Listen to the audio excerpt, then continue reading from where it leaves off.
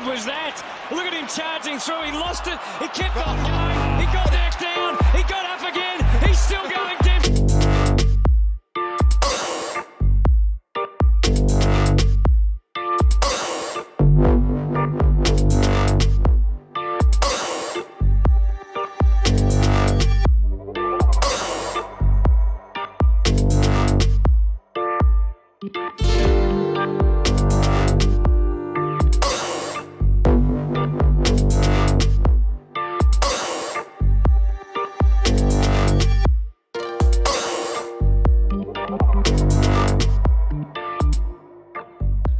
Courtenay Dempsey, welcome to the 10 Before Den show. Thank you. Thanks for having me. Thanks a lot.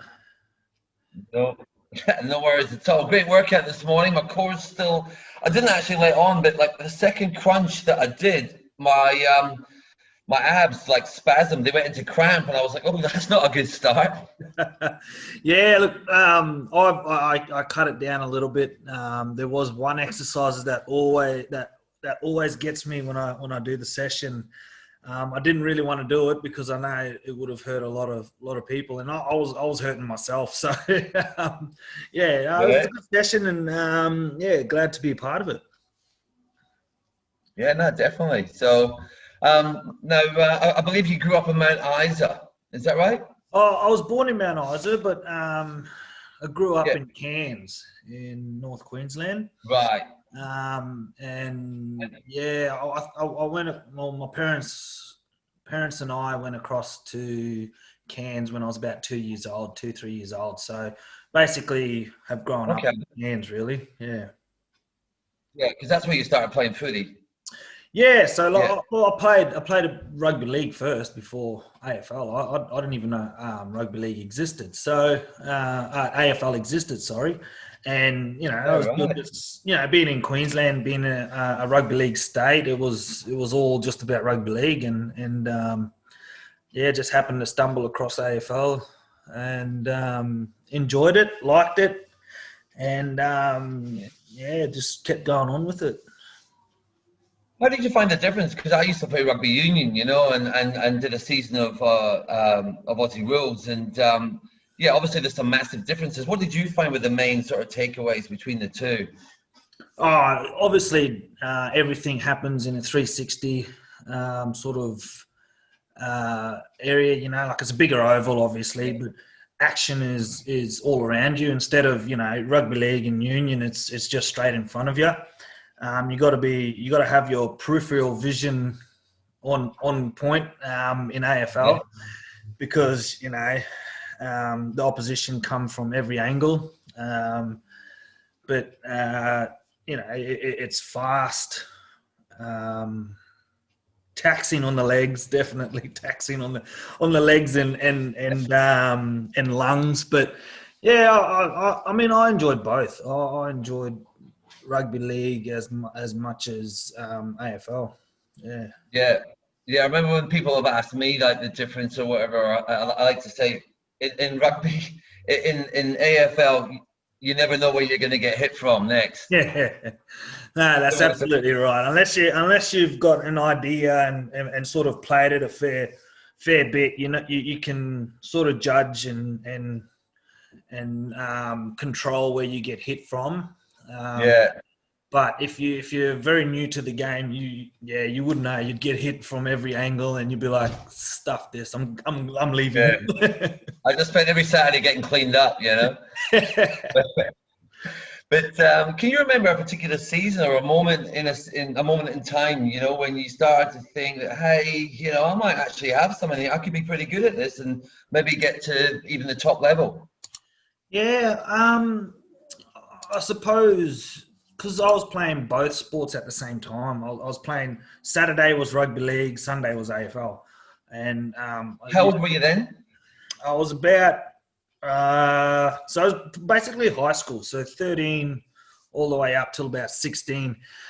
And I went away with a lot of representative sides for both rugby league and AFL. But one of the coaches in the AFL said, look, I've got an opportunity to make it big if I really stick to it. So he he helped me apply for a scholarship down at Brisbane Boys College in Brisbane, obviously, and I went away to boarding school there, and that's where I sort of went, well, I probably can make it now. And I sort of stepped away from rugby league, didn't play rugby league for that whole year. And that was it, basically. From there, I played stateside, and then just was getting letters and sort of scouts looking at me it was 16 clubs, so 14 clubs. So there were 16 clubs at the time before GWS and Gold Coast came into it. Yeah. And I had 14 clubs sort of send me mail and ask that said that they were interested. So that's when I sort of went, oh, hang on, I'm focused on my AFL. So I went and focused on that a lot more, and played a year at Morningside Football Club, where a lot of Cairns players have gone to and played, and we played in a grand final that year and in 05, and then from there I got drafted. So right. And what was it like, like you're growing up in Cairns, which is, it's not the biggest city in the world, like it's a big town obviously, but from going to there to boarding school and being away from your family, and I'm imagining you're quite a family orientated. Definitely. It was very difficult. I hated it, to say the least. I had to make new friends. I had to be away from my family. I didn't like any part of it, but with the support of my family and obviously my friends too, by sort of setting me and letting me know that I'm striving for something bigger. Sure. And that's what was basically instilled in me from there, and the support of the boys and the family were very, very strong and helpful. I bet it gave you a few lessons for later in life, overcoming adversity and that sort of stuff. And it's just I suppose having the ability to adapt to changes. It's huge. Yeah, which is very huge. A lot of people have to move away from home regardless, whether it is for sporting like stuff or just normal work. A lot of people got to move away to broaden their horizons, make get a better life for themselves, and adversity is one of them. No, definitely. And so can you take us through like the drafting process? What were the circumstances around when you sort of realized that you're going to be an AFL player? Did you get a letter? Did you get a phone call? Are you sitting in a room? So I was actually, because the draft and that wasn't that big back then. It was nothing like it is now. And what year is this? 05. Right. 2005. So it wasn't as a big spectacle as it is now. I don't even think it was barely televised. I think it was YouTube, linked or something like that. There, I can't remember. And I was actually asleep at home in Cairns, and I got a phone call from my manager, and my manager rang up and said, "Oh, congratulations." And I said, "What for?" And I didn't realise the draft was on. And he goes, "You've been drafted to Essendon."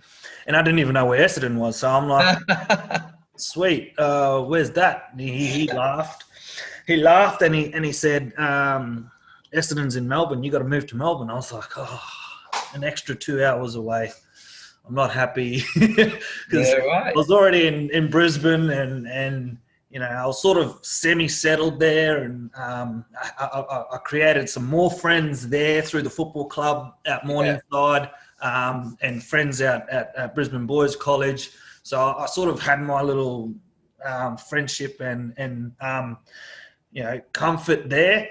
Yeah. And now I had to move an extra 2 hours away to where there is absolutely no family, absolutely no friends. And for anyone that's listening outside of Australia, we're not talking 2 hours in the car. No, It's 2 hours on a plane. flight. Yeah, it's a 2 hour flight. So it's about a 3.5 hour, 4 hour flight from Cairns to Melbourne. So yeah, that's a very long way, and it was daunting at the start, and but in saying that, like once I figured out, I found out who I was drafted with. So I had a few mates that I knew prior to being drafted. So I played alongside two of the players, and I met one of the other players who is currently still playing at the moment in Patrick Ryder.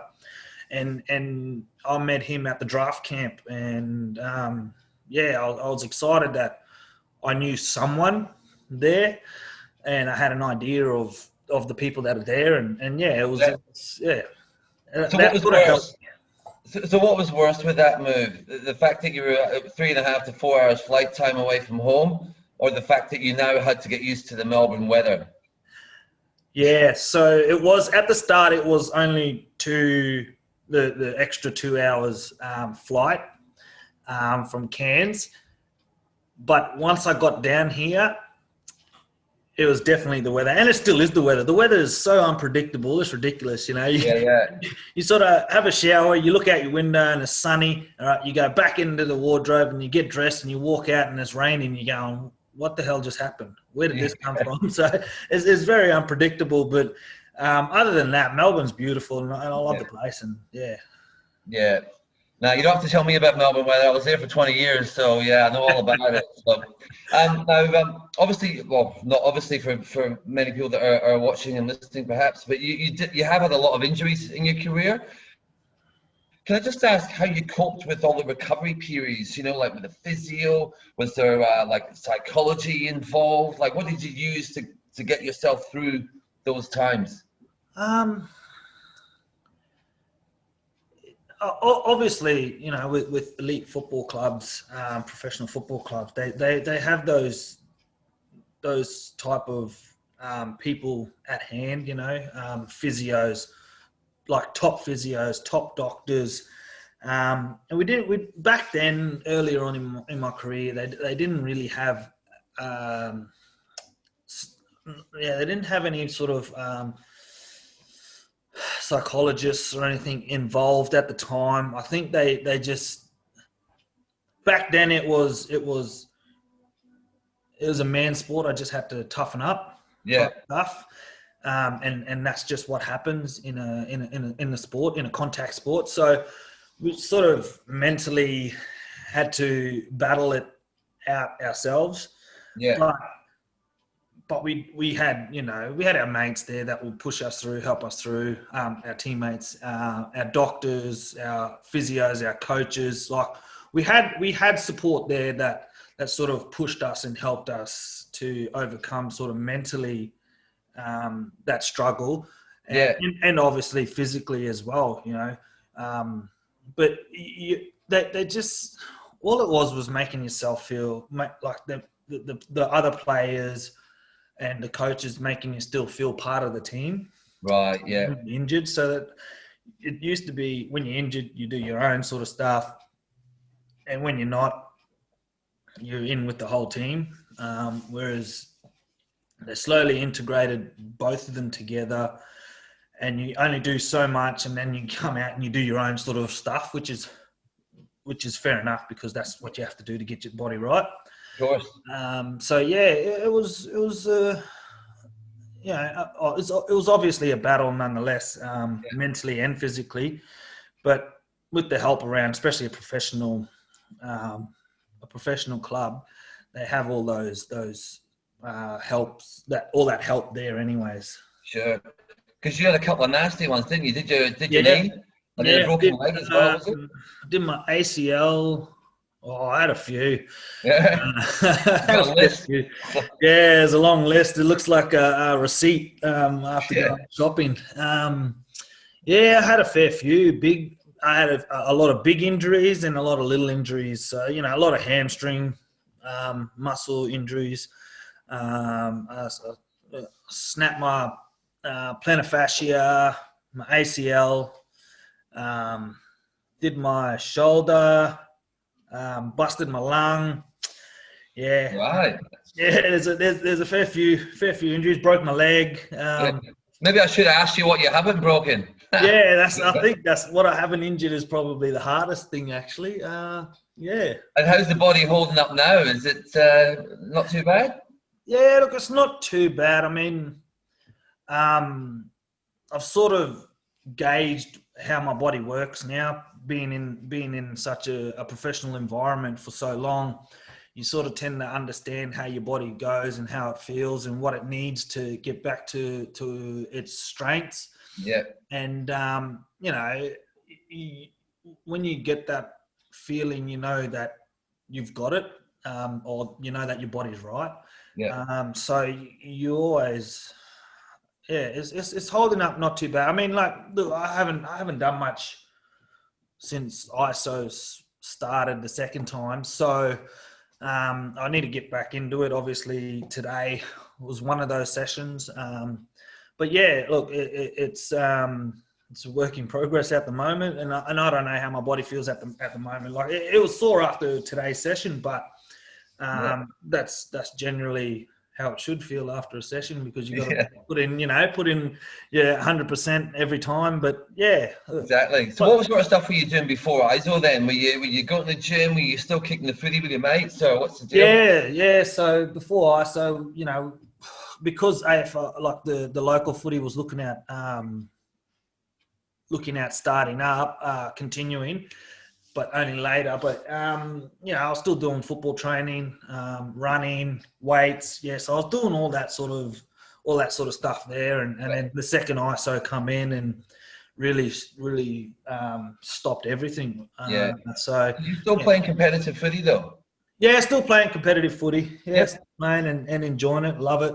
Cool. Yeah, it's good fun. Local footy is a lot funner than what I thought it would be, and a lot competitive. Yeah. No, definitely. It's grassroots footy. Awesome stuff. Yeah, great stuff. Is there a team that you were particularly like a big rival when you were at the Bombers? Is there one or two teams that you just like maybe you just couldn't beat, or they were always neck and neck? That you really preferred, you really enjoyed playing against because it was always a competitive game. I enjoyed playing against Carlton. Yeah. We always had the wood on because they're no good. Yeah, but they've always, it didn't matter where we were in the ladder. We've always had really competitive games. Yeah. And also we had the wood on them for about 7 years. We won every game straight against them. Yeah. So it was those sort of clubs always were the rivals. The big clubs, the Collingwoods, Carltons, Richmond. Yeah. Hawthorn as well. But I really enjoyed, and we always played really well against, and it was always just a competition, a hard-fought competition against Sydney Swans. Yeah. They played, back then they always played man-on-man footy, and you just had to, it was just crash and bash. It was very, and we matched up really well against them. We've lost some games against them. We've won some games against them, but the competition, like the match itself was just hard fought, tough footy. Yeah. Good one. Now, back in, I think it was like May 2013, you got yourself in a wee bit of hot water on Instagram. Can you tell us a bit about that one? Was that, I think you gone out for a night out? Oh, yeah, went out for a night out and with a few of the boys, and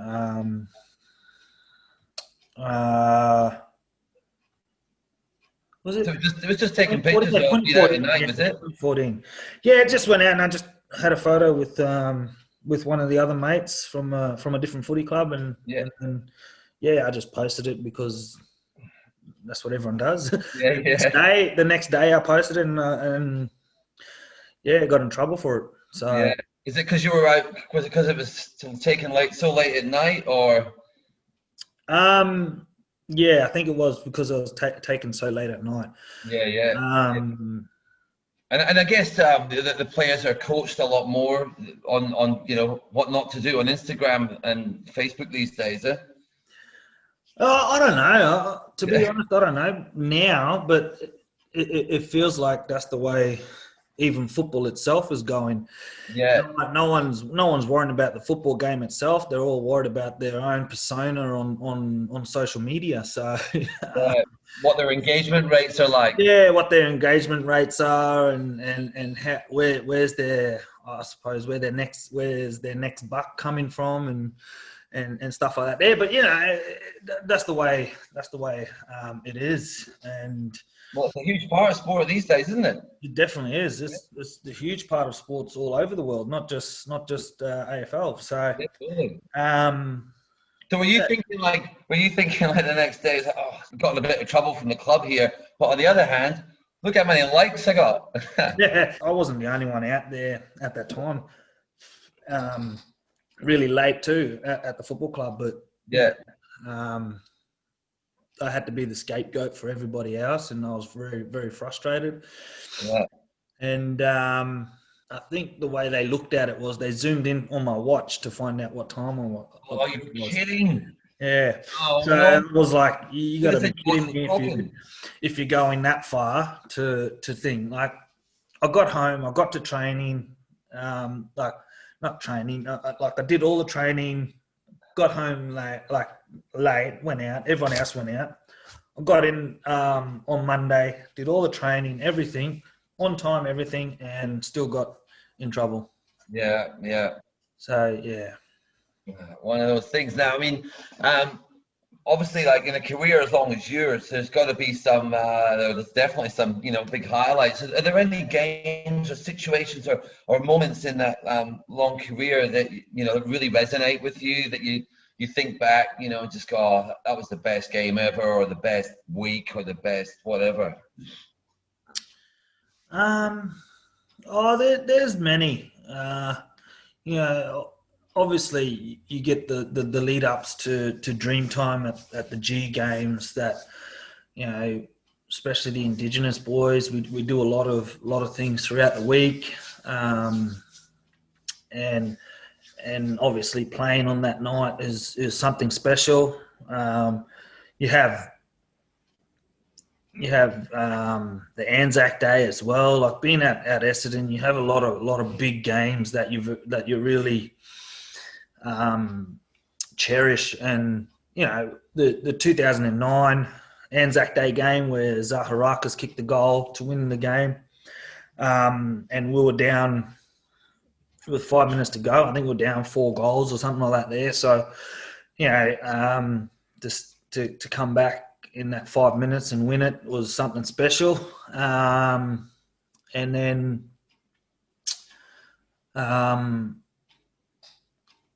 Freo game over in West Coast, we played Freo. We were down 30 something points at half time and come back and won by 2 points. That seems like Freo. Well, and then I think 2 or 3 weeks later we come back and played West Coast, and we were down against West Coast again, and we come up and won by 6 points. So, or 8 points or something like that there. But it was something, those sort of games really are really special, and because the way we played as a team and worked together to strive for greatness together. Yeah. And just on that point, you just made me think of something like, so they're both examples of things that have happened, at half time. Was there anything said by the coach at the time that made you guys just turn it around, or was it just Was it something else? Was it each other, or is that a bit of a stretch to remember? Yeah, look, I found that Hurdy would instill confidence in your ability to play football the way you want to play football. Like he'll have a set plan, a set structure, and how we go, and then he'll say once the ball is up in the air, play footy, and it gave confidence in a lot of the players to just go and play footy and play the way we want to play. And as long as it's sort of your structure was set up right first, after that, you know, your instincts come into play, and that's how you sort of want to be played, want to play footy. Yeah. And a lot of the time, that's how footballers play. They play on instinct. They don't, because then they start becoming robots. And you look at the game now, you know, a lot of clubs become robots, and a lot of them get found out easy because they think that it's just that way and they can't go any other way, because if they don't, they seem to, or they probably feel that they get ridiculed for it. But yeah, look, he you know, Hurdy would do that, and then obviously Joe Watson would reiterate that throughout the game. Each line had a sort of a senior type player or someone that would reiterate, and you know, would come in and in our lines, you know, back line after every goal, whether we kicked it or they kicked it, would come in and we'll go, come on, let's keep going. We'll work with this, we'll work with that. Midfielders will do the same, and the forwards will do the same. So I think we had a good sort of stretch of leadership throughout the whole team. Yeah. And it wasn't sort of leadership where I'm the oldest, I'm going to tell you what to do, you do it. Yeah. It's more like a leadership going, look, we'll work with this. Let's help each other out. Let's do this together. And if you need help, call for it. If I need help, I'll call for it. All that sort of stuff. It was just the over the whole team. The everything was spread out. It wasn't just so much on the coach and the captain. Yeah. So it's a pretty democratic group. Yeah. And speaking of the coach, you know, how did you find Hurdy as a coach? Oh, I loved Hurdy as a coach. Yeah. He was probably he was definitely the best coach I had. Yeah. And just dropping into another topic, just briefly. You know, obviously there's the whole peptide things going on in Essendon while you were there. How did you find, I mean, because I don't think you were a part of, I mean, you're obviously a part of the team, but you didn't go down that path, I believe. How did you find being in that situation where you're basically, you've got no control over it? This thing, it's a runaway train, so to speak, and you're in there just getting bumped around. Like, it must be a pretty unique and scary thing. Yeah, it was definitely a very unique situation to be in. It's never happened before in any sporting history, I don't think, in the world, actually, which is why I believe it took a bit longer than expected. But, it was very frustrating, you know. I've said it many times before, and you know, we had no evidence to show that we were guilty, yet we had to prove that we weren't guilty. And I thought, you know, like every other case that gets brought up anywhere, whether it is, you know, murder case or whatever, you know, you get told not guilty until proven guilty. Yeah. But it was the other way around for us. It was guilty until proven not guilty, because it was all that hearsay. Yeah.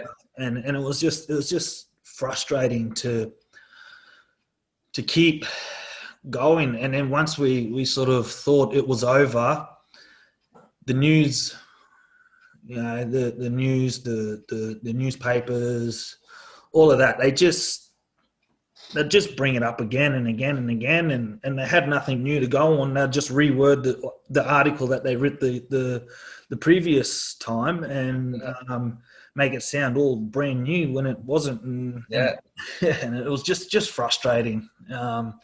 Got to sell those papers. Yeah, I've ever since those years, I've never read a newspaper, and I've never watched the news. Yeah, right. Yeah, I don't go by it. I never did anymore because they know how to manipulate everybody else that's on the outside looking No, in. that's fair enough. So, I mean, you've actually done some work with TTS in the past. I believe you worked on an initiative called the Long Walk. Can you just explain to everyone watching and listening how that project came about and what your involvement in it was?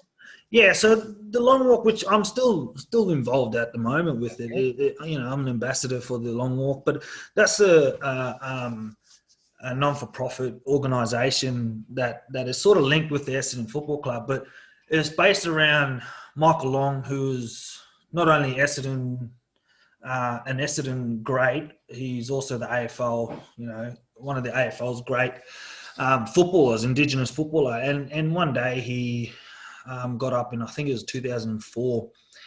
He decided to go up after coming back from a funeral in Darwin, where he lives now, and decided to walk to Canberra and talk to the Prime Minister at the time, John Howard, and try and discuss, where's this gap we need to work on with the Indigenous people. Let's try and work together. Let's help each other out and work for a brighter future for all Australians, not just the privileged and Australians that are available like that can attend and get a lot of stuff. But it was I did it throughout my footy career, helped doing stuff through the Long Walk, obviously, because it was part of the Essendon Football Club. But yeah, I continued. I go out to schools. I sort of teach schools or classes and talk to them about why Michael Long walked. Other issues around, the stolen generation, educating kids on Indigenous affairs per se for the younger generation down here. Yeah, right. And and that Long Walk was what brought the Dreamtime at the G game together with Richmond Football Club, and there's obviously this year that it didn't happen, but usually every year there is always a long walk from Fed Square to the MCG before the game at the MCG, before the Dreamtime at the G game. That always happens, and you get politicians, big politicians, coming to join in the walk. Gillon McLaughlin, the CEO of the AFL, coming to walk as well. We have those big name people to join in the walk, so they can show their support in what we're working towards.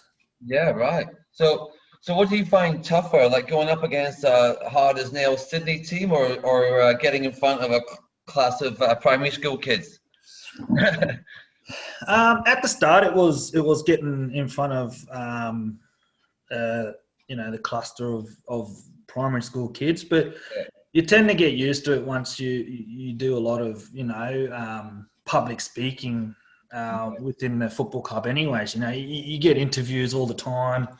You get asked to go to schools and do little clinics and stuff like that there while you're playing footy, anyways, to give back to the community. And you get quite used to it and comfortable with speaking in front of a crowd. And I'm not one to shy away from it anymore. And I used to be scared and shy and always mute when they ask me questions. I'm just sort of a yes and no. But now I'm very comfortable and can talk in front of a crowd and yeah, enjoy it. So the little kids aren't as scary anymore. No, they're not as scary anymore. You get some kids that are actually that excited to have a footballer around, that they sort of get scared of you, you know, and you tend to try and calm them down yourself, you know, and you find yourself very connected with them once you're done, because you're very you're so enclosed with the children, with the kids, and make them feel like something special that they tend to it's good. Sounds good. I mean, because that's not the only initiative that you're involved in, is it? Because you're also involved with, is it Speak Up, Speak Out? I was a part of it. I developed I got help. I was helping out develop a program called Speak Up, Speak Out, which is an initiative for young Indigenous kids around 10 to 12-year-olds. So roughly grade 5, 6s, and it was around, you know, gender equity, respectful relationships, and cultural connection, or connection to culture, and it was, you know, it was a very enjoyable initiative that I had there, and a good program, and the students loved it. But that had to come to a halt because of because of funding and stuff like that there, because it was government funded. It only lasted for about a year and a half, and and then obviously with COVID happening as well, it sort of went on the back burner for a while. But in saying that, I think I got an award. We won a particular award last night for Suso, and you know, that's amazing to have that that sort of credit towards the Suso program, and I'm very proud to have been a part of it. Yeah. And I just noticed a smaller person in the background earlier on in our interview. Is that one of your children? Have you got children yourself? Yeah. So I've got a daughter who's 12. She's going on to 21. The way she carries on. Yeah, one of those. And a 10-year-old boy and a 4-year-old boy. Yeah. Right. Yeah. And how do they go at sport? Are they into it? My daughter is definitely the best athlete, but she gets performance anxiety. She doesn't really want to do too much. She just does enough to be there, you know. She just does enough to play the game. But my son is a good footballer, 10-year-old, but he has the drive to want to be better as well. So that's really, really promising and good to see. 2-year-old got to work on his kicking. Well, he's got his he can kick. He's still got to just work on the drop punts. Right. Yeah. Well, once it goes past 40 meters, he's having trouble with it. Yeah. Basically, just when they, you know, little kids at that age, they just want to kick the ball long. They don't care how it goes. So I'm trying to get him to just do a drop punt, because then you can judge on, well, you can hit the target properly. But his ability to read the game and that is probably what is good for him. So the skills we'll be able to work on later down the track when he gets older, but already his ability to read the play and read the game is something I'm probably proud of, and I enjoy watching that there more so than his skills. Yeah, that's obviously a massive part of the game. You've got to be in the right place at the right time, otherwise you're not. No, that's right. That's absolutely right. You know, and a lot of people and a lot of players these days, especially in the top grade, you can see a lot of them are just more athletes than they are footballers, and and they tend to run 20 Ks to get 10 touches, and that's not helpful. No.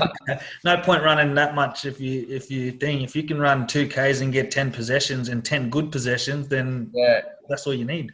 I'll take the second one, thanks. Yeah, I'll definitely take the second one for sure. So, it's just about reading the play and knowing where to go to get the footy. Yeah, cool. Yeah. Well, we're almost at the end, but I just wanted to finish up just by asking, I guess it's kind of different. I asked quite a few athletes this question, and for them, they might not come across the situation very often, but you definitely would, because all the work that you've done with kids, so when you're speaking to someone who's 10 or 11 or 12 and they're just getting started, what would, say they're showing a lot of promise, what would be your top tips? Nah, for me at that age, I coach my son's team. So what I do and what I instill in the kids is more so I try and get them to have fun, show respect to their teammates, their coaches, and their parents, because obviously their parents do help out along the track. And sometimes I can't come to training because I'll have my own training, and I want them to show the same respect that they show me to someone else that's going to run the training session. So I want them to grow up to be respectful kids, more so than worry about winning games. Like, I'm not worried about winning games at under 10s. Like, winning games is good. It's fun. It is fun. Definitely fun. No one likes losing.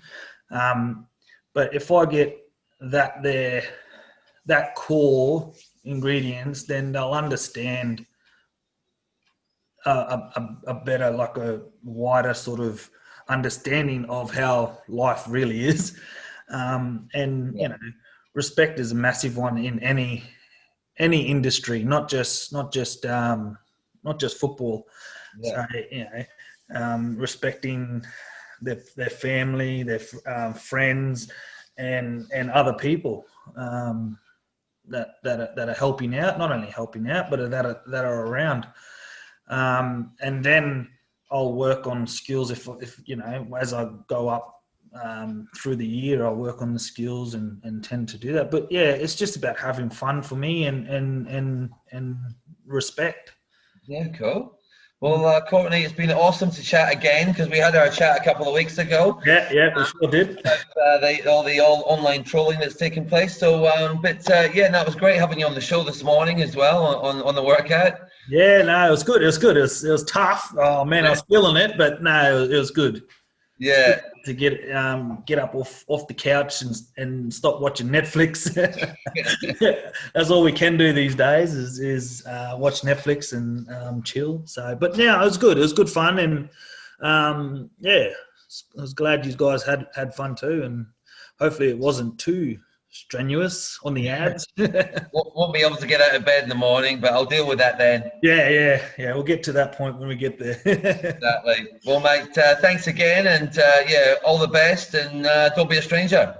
No, not a problem. Thanks a lot. Thank you. All right. Cheers. Cheers. Bye.